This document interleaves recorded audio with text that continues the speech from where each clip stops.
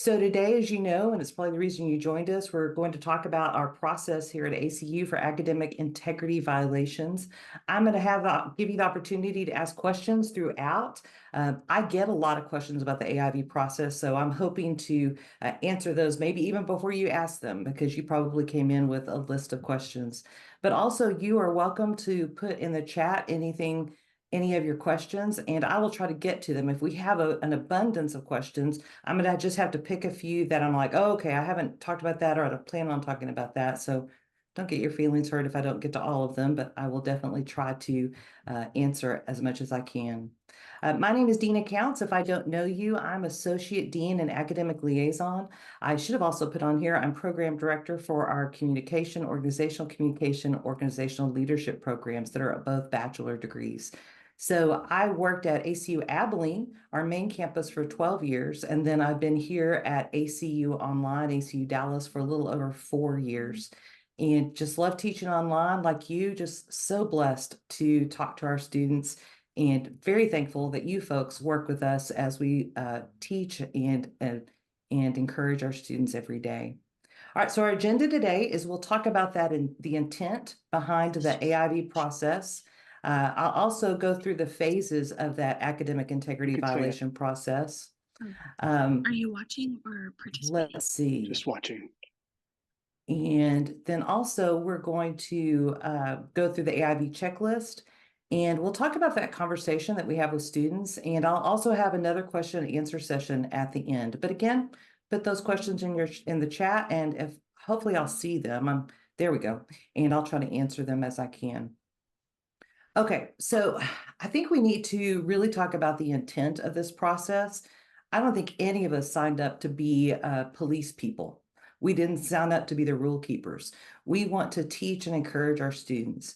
And really, the AIV process tries to encompass that point of view, that academic integrity violations, or you'll hear me say AIVs, they're teaching opportunities. Really, when we approach that AIV process, that process should align with the ACU mission, which is to educate students for Christian leadership and service throughout the world. So as you have conversations with students, as you interact with students, that's really our point of view, is that we're not here to punish, we're not here to say, gotcha. Rather, we're really trying to reflect the Lord in the conversations that we have with students. So we're going to talk about the 3 phases of the AIV process: the investigation phase, then the second one, which is deliberation and notification of consequences, and then the reporting of an AIV. So one of the things you have been emailed, you should have seen that in your email, is our AIV checklist. And the checklist has lots of details and supporting documentation to help you through those 3 phases. But because I like being helpful, I'm also going to put that checklist here in our chat. So this is the link to the AIV checklist, which walks you through that process. All right, in phase 1, you're teaching, and somehow something happens and you suspect cheating. Maybe you suspect that a student used AI when it wasn't allowed in an assignment. Possibly it came up as plagiarism and you're like, oh, yeah, nope, they used a paper from another student. Or possibly it's a blank discussion post, meaning that the student went into the discussion, made a blank post. That way they could see everybody else's responses before they did their own. So if you suspect any of these, my first piece of advice is to consult with your program director. Your program director has lots of experience looking at academic integrity violations. They can also help you through the checklist, and they can look at your suspicion and go, yeah, it looks like an AIV. All right, so that's part of phase 1. And the second step in phase 1 is we're going to start doing some more investigation. But I want to, before we go into that, talk about AI use. You probably know there's lots of dissension out there in our academic world about AI use. We do have some assignments in your classes that will allow AI use, but it will delineate how much the student can use it. But then we have a lot of classes who don't allow AI use. And if you have questions about that, you probably need to talk to your program director. But if Turnitin is turned on for your assignment, It has in the report whether it suspects there's AI use or not. Now, Turnitin has said that it is less reliable when it has a score of 25% of under. Now, remember the Turnitin report only tells you the percentage of the paper that they think is AI. It does not tell you this is we're 78% sure, we're 98% sure. No, it tells you the percentage of the paper that it thinks AI was used in writing the paper. And even Turnitin says to use their report as a conversation starter. So because of that, if you suspect AI and you have the Turnitin report that's going, yeah, we think it may be they may have used AI, we're going to ask you to also have other supports for why you think it's AI use. In fact, we've created a document, AIVs and AI use, and I'll go ahead and also put this in the chat. This is also linked in the academic integrity violation checklist. So if you lose the link, it's also there. But we're going to ask for other reasoning that you think it's AI use. Now, there could be lots of different reasons. It could be the student has really formal language in the paper and that voice differs from other students' work or their other work. It could be that you'll see in AI use repetition of ideas. And especially if they put the prompt in, the AI will repeat the ideas quite a bit. It could be perfect punctuation and grammar, but we're looking for those other supports. Now, we have found Grammarly and Turnitin say that if a student is using Grammarly or some other type of punctuation, they said that Turnitin will not identify correcting spelling, correcting commas, those kind of things. But it would show up if a student is using Grammarly to rephrase sentence after sentence after sentence.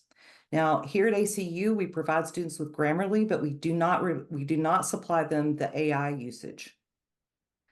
So if a student says, well, I just use Grammarly, there could be other things behind that, maybe rephrasing sentence after sentence after sentence. But this is part of the conversation in the investigation phase that we'll talk about in phase 2 as we think about that. Okay. And then if plagiarism or AI use or cheating or a blank post, we do ask that you bring together a package of documents that underline the reasons you suspect these things have occurred. De-identify the document, take the student's name off of it, and send to 2 other instructors asking them to tell you, do they think cheating, AI use, plagiarism occurred? Now remember, if you're packaging something together and you're claiming AI usage, you'll need to give them 2 supports. The Turnitin report, there's use of high vocabulary, give them other reasons. But share with the 2 instructors, and the 2 instructors will get back to you and either affirm or disagree with you. If the 2 instructors are split, one agrees, one disagrees, send it to a 3rd instructor. And if the 3rd instructor disagrees, well, then we stop the process. However, if you do have 2 instructors agree that something happened, then we're going to move on to phase 2 of the process. All right, so in phase 2, we again can use that AIV checklist, and this phase is deliberation and notification of consequences. So this is where you're going to send an email or a campus inbox message, you need to send both. Send a message to the student telling them you want to meet. You don't have to tell them a lot of details about what happened, but just rather, hey, I suspect that we have an academic integrity violation, and I want to talk to you to just kind of find out your point of view and what happened. In fact, because we like being helpful, we also have example emails that you can send to the student and just copy and paste them in and just edit them with the student's name and things of that nature. So let me put that link here for you as well. This is also linked in the checklist as well. So if you lose the link, it's in the checklist. Tell the student they have 72 hours to respond to you. We don't want this to go on forever, right? We want to move on. And when you do the meeting, we do ask that you meet with the student and a 2nd instructor. That 2nd instructor is there to help you communicate with the student if maybe you're just not getting through, but also to help the student and maybe ask questions you haven't thought of. This is a great way to protect you and to protect the student. Now, Zoom is linked in your Canvas course, so you can use that Zoom link to set up the meeting with the student. You can even do a phone call with the student if the student prefers and you prefer. But sometimes students don't reply. That happens, right? If they don't reply, then you're going to send a follow-up email identifying what happened, the consequence, and their right to appeal. And even when you have the meeting with the student, make sure you do tell them they have a right to appeal to the dean and give them in the email in Canvas inbox message the information like the email of that dean. And your program director can tell you who the dean is. But because, let's see, yeah, no, we're going to cover that next. I think I find that several instructors, understandably, get nervous about that conversation with the student. I mean, I understand. We don't love conflict. We don't love accusing people of doing wrong. It can be a difficult conversation. I would highly suggest that you approach it as information seeking and a teaching opportunity. I've told several students over the years as we've talked, I've said, this is a mistake. Mistakes happen. Let's go through and talk about your process and talk about how we can avoid this in the future.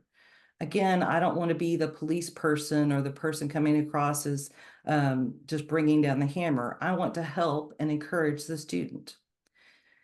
Many times I'll start my conversation with, hey, Reagan, I suspect that there's been a problem with possibly using AI in this assignment. Can you tell me about your process of writing this paper? Now, what's really hard for me, because I'm a communication instructor, is I want to keep talking and keep explaining things. But you know what? Silence is your ally. It's a great idea to ask open-ended questions and then just use silence to let the student talk, because most people can't stand silence. And they'll just start talking and sharing things, and suddenly you start getting bits of information and you go, oh, that's what happened, right? I would suggest that you tell them that you're going to consider the consequences of their action and let them know via the email or Canvas inbox message.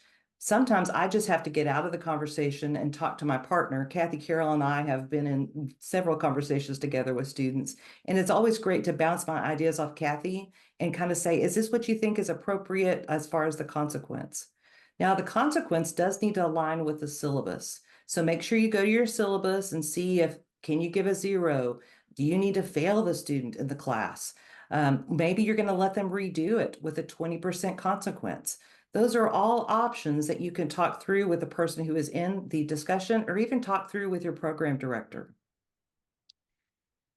You do need to affirm their right to appeal your decision, and you don't have to have a long conversation. It doesn't have to be 45 minutes, 30 minutes. I really think you can do a good conversation in 10 to 15 minutes and even provide a teaching opportunity. But we have also created a support document when you have that AIV conversation with a student, because sometimes we just don't know what to say or how to approach it. So we also have another support document about having that conversation, and there's an example conversation here in that document as well. Now you've deliberated and you had that conversation with the student, or you didn't get any reply. That happens sometimes. You need to send a follow-up email to the student and a Canvas inbox message saying, this is what happened. This is what I've decided is the consequence. You have the right to appeal.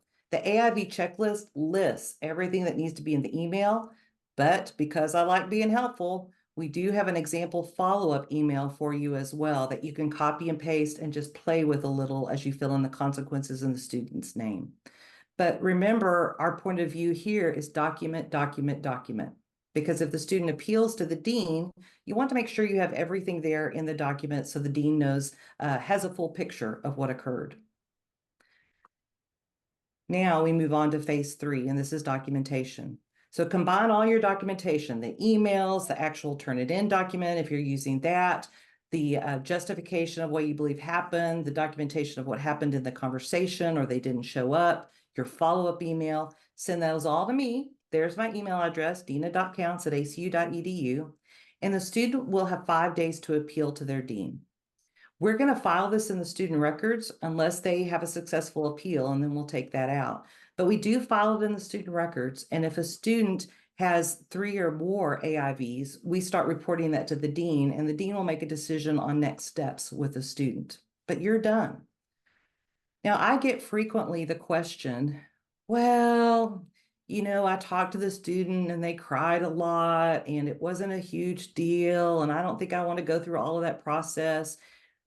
It's your decision. I'm not in your class and I don't know your student or the situation. I'd talk to your program director before you make the decision to do nothing.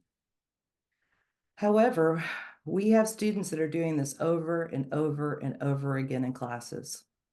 And unless I get the documentation, I can't identify that they're doing it in multiple classes and may need more supports to help them be better writers, better students. So that's one of the positives of reporting the AIV. So I have links here and I'm going to send y'all this email and the PowerPoint and the recording afterward. And I have links here for all the things I've shared with you today, the checklist, example emails, tips for the AIV conversation, AIVs and validating AI use. I don't think we're perfect in any of this. We have a policy that has been set by ACU that faculty came together and decided on. And we are working to simplify this process because we know for our online instructor, this is a really detailed process, especially when you have 7 discussions that are AI usage. I'm looking at you, Suzanne. But this is the process we have for now. And this is our point of view about why we do it. You folks have been so gracious to listen to me. You can ask questions out loud if you'd like, or you can put them in the chat. And remember, questions, there's no stupid questions. So how can I help?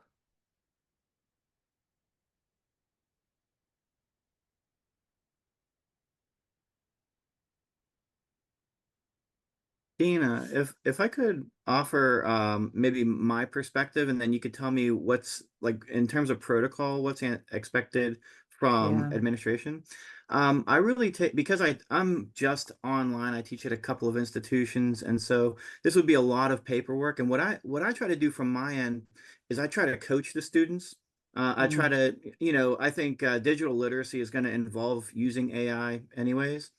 And so what I tend to do with students is if I have an issue with AI, for example, I go to them and I say, what we should be doing is not allowing our thought, our text to be touched by AI.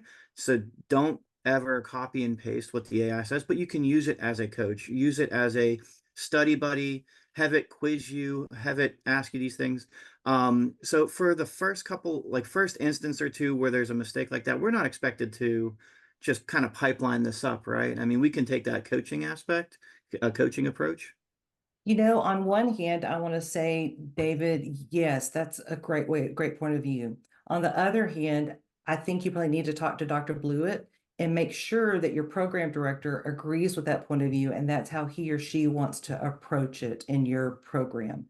Okay. I've gotten to the point because it's happening so frequently for me. I do use it for a coaching conversation, but I still do the report because I want to file it away with the student just in case they're doing it across multiple courses and we need Yeah. to have further conversations. Thanks. Uh-huh. Anybody else? I Thank you, have, David. Dr. Counts, I have a question. Yes. So unfortunately, I've been involved with a couple of these conversations with Yeah. students. And I just want to verify. I've had some students say, oh yeah, I can see where it says AI and we've had 100%. Um, and then there's other students that see that in the Turnitin. They can actually open up that Turnitin report and see that down at the bottom, right? Julie, can you affirm? I'm going to tell you that they can't. That the Turnitin, they can see the plagiarism checker, but I understand that they can't say Right. AI. But Julie Hmm. Johnston Archer, our writing director, may know exactly what exactly that they answer. Are you still here, I'll Julie? double check. Yeah, I'm here. My quick answer is no, students do not see the AI report. Let me double check that while I'm still here, and I'll put it in the chat. Yeah. Okay, because I just think that I mean I've been part of conversations with a student over a couple of two different courses. And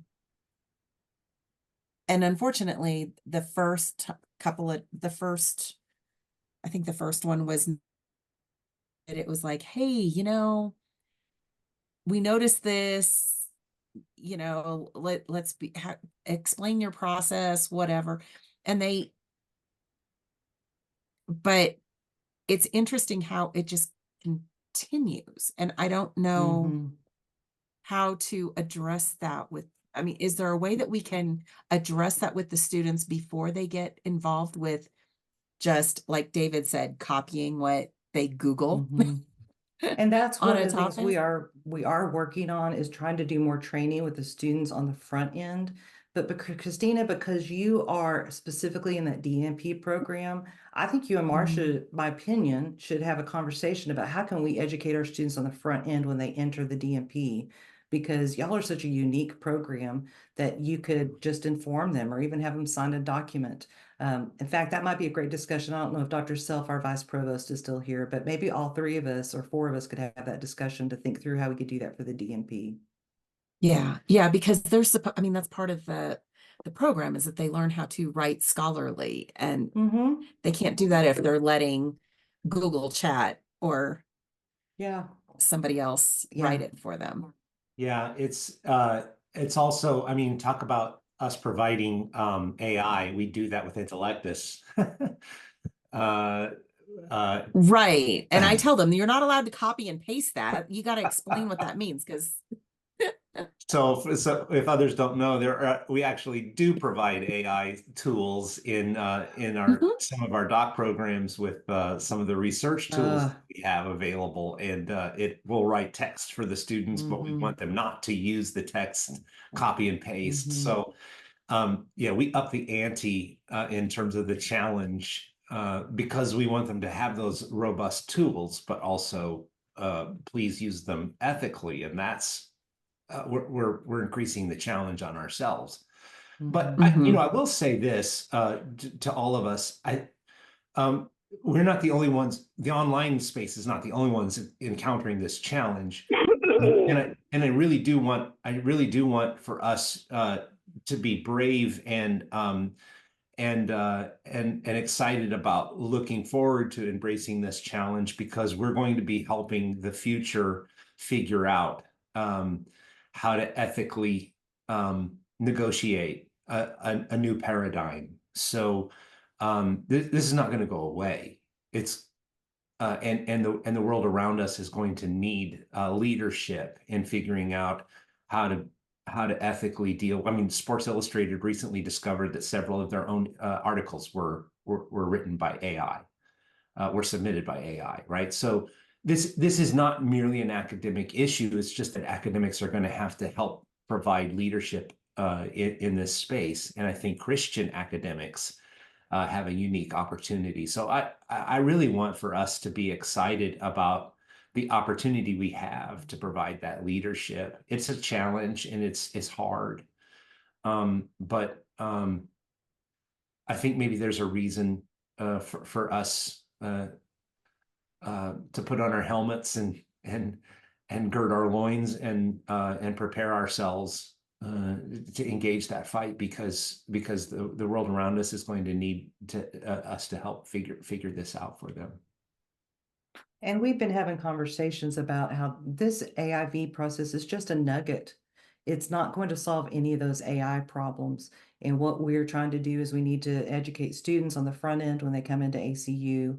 We need to educate our instructors and also work on editing our classes so that they learn how to use AI, and or we have more assignments that are higher on the Bloom's taxonomy so that AI use is not as easy. But one of the things Julie Johnson Archer did put in the chat was that it looks like, no, they cannot they cannot see the AI in the Turnitin report. Any other questions? Great conversation. Hey, Dena, I'm curious, Hi, as Drew. we all know how time consuming this can be for us, and I don't want to be a whiner, but and I think it's going to be probably more having to do with AI. And as Scott was just pointing out, our son was dinged on his AP exam because he supposedly used AI, and I quizzed him. I asked him about certain vocabulary he used. He knew it. He said he didn't use it. So this is so time consuming. I'm just curious if eventually the person power might be in place to take the whole investigative process out of our hands, just because I just only see it increasing. Just curious what the long-term plan is on that. And I'm gonna, Scott, I'm gonna let you speak to this as well, but we are working with our academic affairs unit to try to simplify this process. It may take a little bit of time to do that, but this is another reason to file your report, so we have an accurate picture of what's going on, so that those that are decision makers can see that we need a simplified process. But Scott, what else would you weigh in on that? What I would say is Dr. Counts has been I really appreciate you having this this session to orientate us to the current process. We are not happy with the current process, and this is not the process that we intend to keep for the long term. It's the one we have for the moment, but we are working very, very hard, and Dr. Counts has been leading us, helping us, and we're trying to provide as much leadership as we possibly can to provide a different process that makes sense and that also provides protection for students and makes sense for the online world and in the online context. And we think we can do that. But what we have to be able to do is convince the university that our online setting is different from the residential setting, and that we can have a similar policy. So that's what we're working on right now. So what the training we have today, we're hoping at some point may be irrelevant, and that we can have a different training, particularly around AI. But for all of it, we're hoping that we may be able to someday have a different training and a different process. But Drew, your question is valid. We think that there are we're working on some ideas that we think are ways to help students be able to, quote, show their receipts.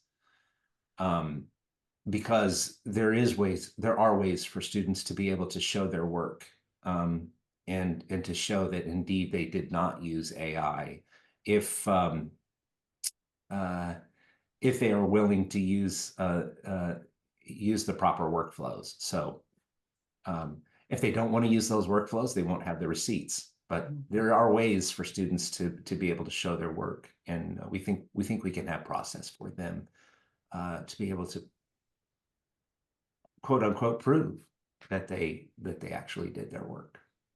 Okay. And y'all may know Google Docs and Microsoft Word show students work, and if you can ask. I've asked a student to just use Google Docs so I can see his or her thinking and process for writing, which helps me verify that they didn't use AI or somebody else's work.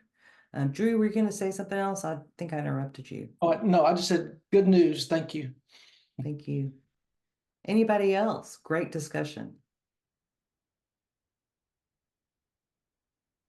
I just want to thank you, Dr. Counts, because you have been so helpful when we've come across this.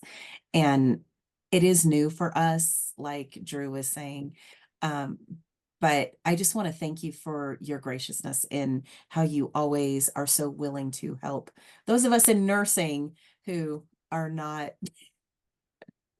aren't as adept at it as maybe we will become in the future. But I just appreciate you, and I wanted to say that. Oh, thank you so much, Christina. And that's the thing, folks. If you have questions or concerns and you want to send those to me, I'm here to help. Just start putting Dena in our my ICU email, and my email will pop up.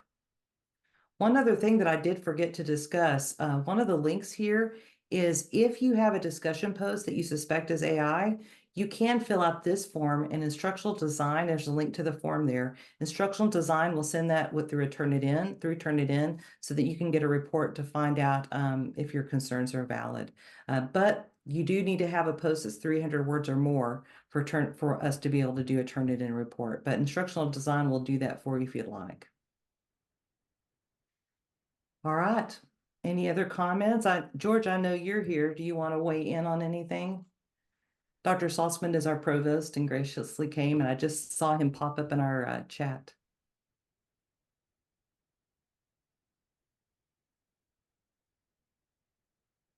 Oh, maybe he logged off. Dr. All right, Counts, any other?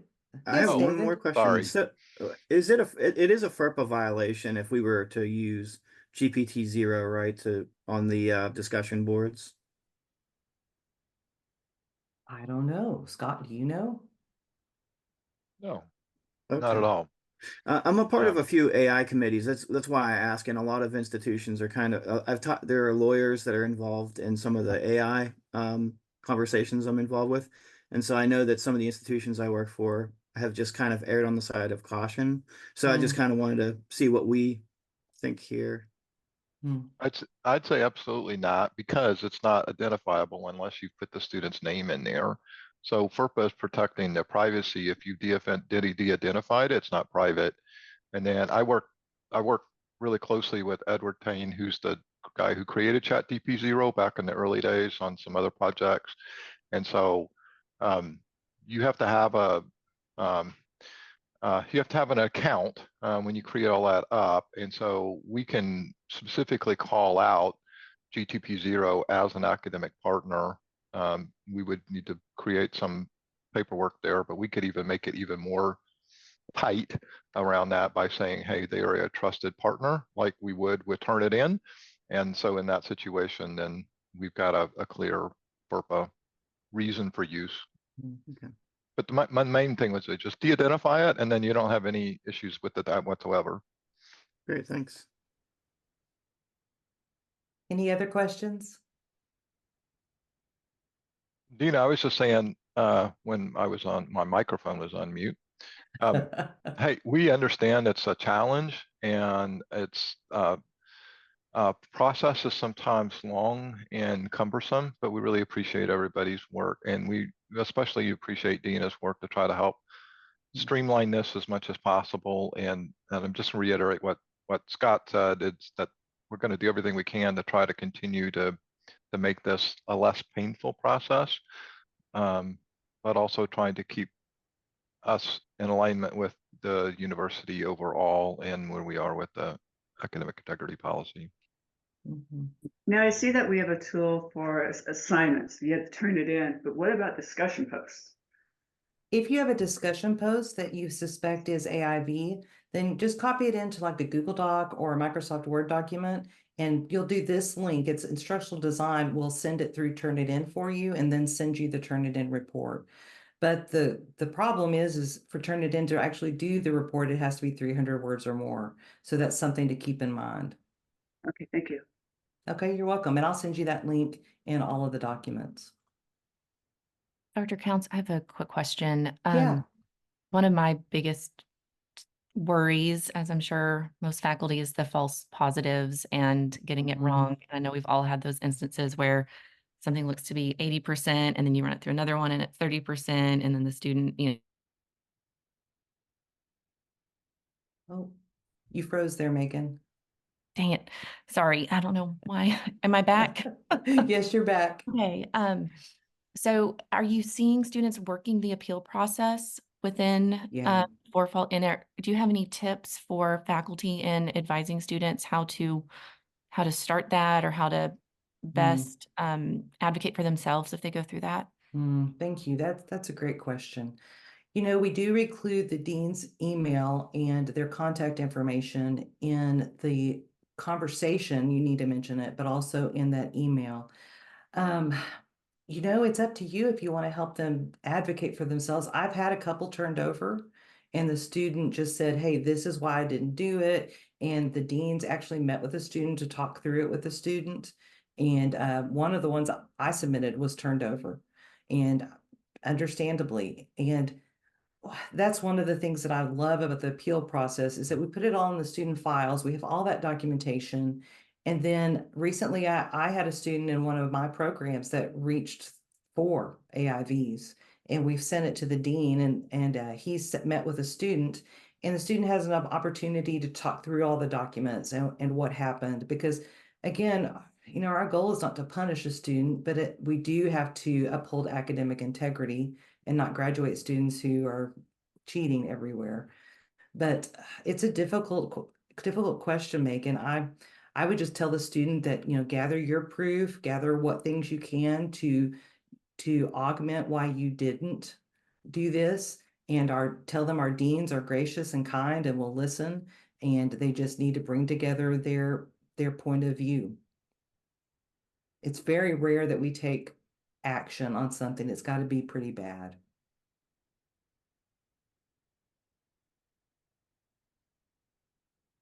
Thank you. Well, thank you, Megan. All right, folks. Well, I'm going to log off, but I don't know about y'all.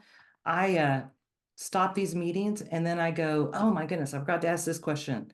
So feel free to email me if you have a question. We can meet one-on-one if you want. And I will also send the recording and links to all the documents to your email to follow up this meeting. Y'all have a blessed day.